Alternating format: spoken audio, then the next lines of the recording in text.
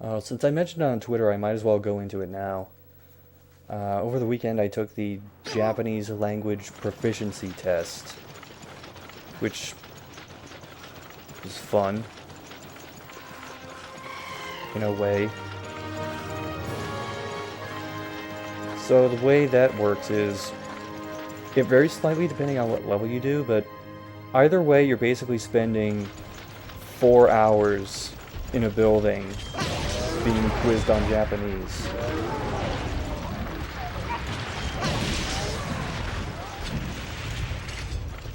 Ah, shit, I didn't mean to hit the baby.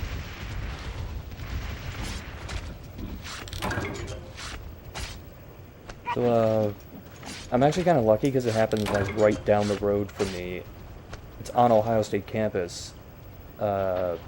It's in the same building where I think Honda has a couple of rooms reserved for, like, off-site meetings and research and shit. But anyway, there are a bunch of guidelines you have to follow before you even get to the exam room. Like, before you can enter the exam room, when you check in at the front, they'll give you basically a garbage bag.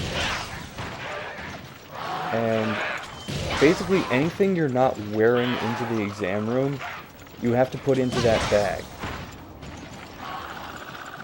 So, like, if you have a jacket, you fold it up and stick it in there, because you're not allowed to have jackets, like, on the back of chairs.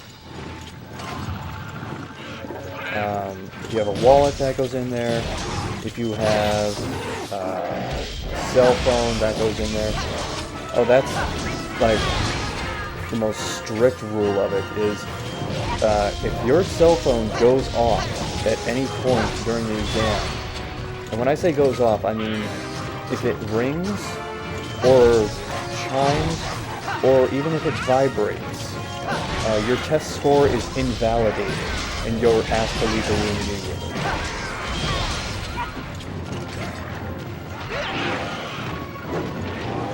Basically, the only thing you're allowed to have on your desk are pencils, the test voucher they use to check you in,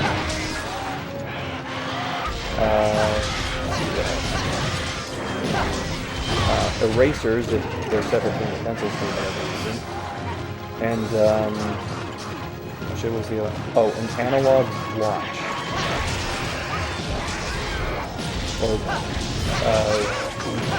yeah, they specify the kind of watch because watches that have any sort of memory function on them aren't allowed.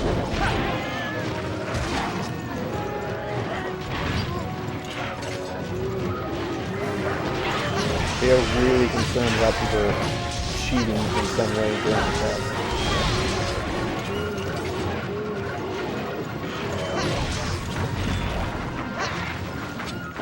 Got it. Which direction is it going to fly?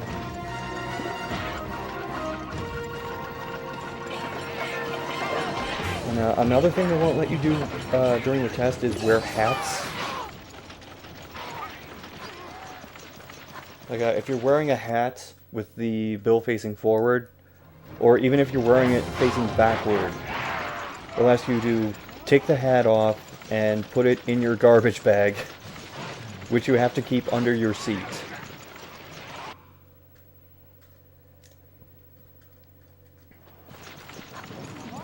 Another thing is, I had a regular classroom which ordinarily I think would seat like 30 people. And there were a total of 11 people in the exam room. Because they basically had one person sitting at a desk that was designed to seat 2 people. And everybody had to sit on the right side of the desk. That way you wouldn't have one person sitting on the right side close to a person sitting on the left side who would potentially cheat and whatever.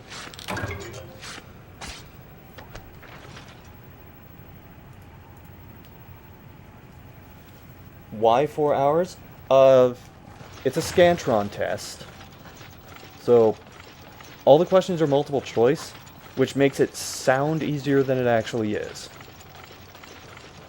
Because, like, most of the... Okay, it's split up into vocabulary, grammar, and a listening section. And the thing is, in each of those sections, they try to do shit that will deliberately confuse you. Because sometimes they don't say, choose the correct answer. They say, choose the answer that is the best fit. And that's where the ambiguity comes in and makes the test a little more difficult.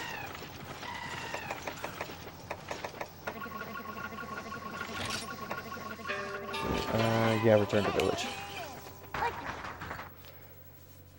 So, if I remember correctly, the vocabulary section was the shortest one. That, I think, was 25 minutes, and then there was a 15-minute break. The grammar section, which also kind of doubled as a kanji reading section, was by far the longest. That was 50 minutes.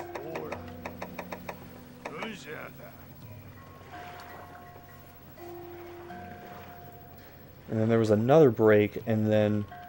By the way, during the breaks, you're only allowed to go so far from the room. You can basically go to the restroom and hang around, like, maybe 10 to 20 feet away from the room outside. You're not allowed to go to different floors. You're not allowed to leave the building. You're not even allowed to leave, like, certain parts of the building if they're too far away from your exam room. What am I doing? Oh, right. Oh, nice. Flamboyant quill. I will never say no to rare items.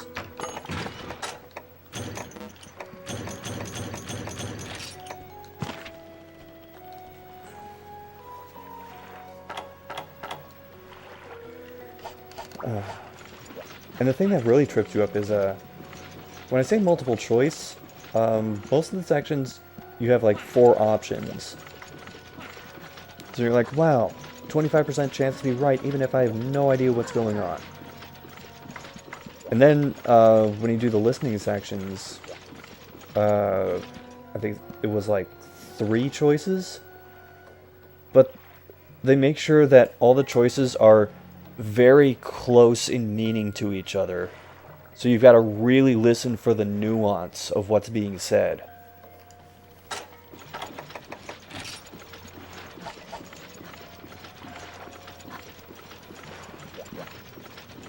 And I said that the test takes 4 hours. Another thing to keep in mind is that the Japanese Language Proficiency Test isn't like all over the country. Like, there are some people who drive from like an hour plus away to... Why did I do that? I'm about to fight those things. I'll fix that later. So yeah, some people travel from really far away to be able to take the test at all. I'm gonna use a voucher. Wait, that's my only one? Well, shit, never mind.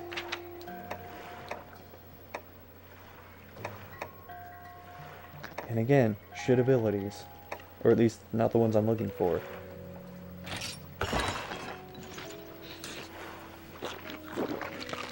So yeah, when you consider the amount of time that the test takes, and the amount of time, like, driving there and then driving back, as well as... Oh, fucking...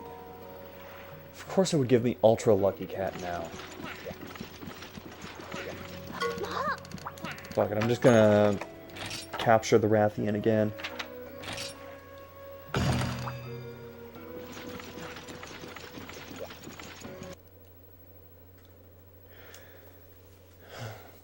So yeah, if you...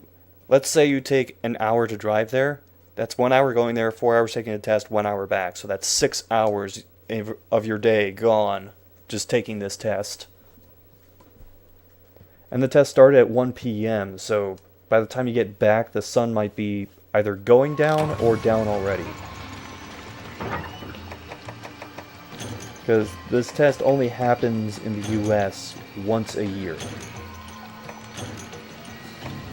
And then, so that's not nerve-wracking enough, you don't actually find out how well or how poorly you did on the test until February.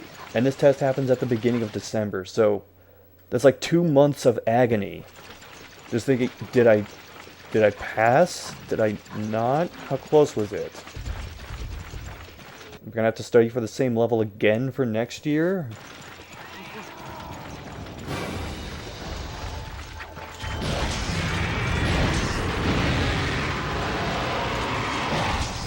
That earplug is really working out for me.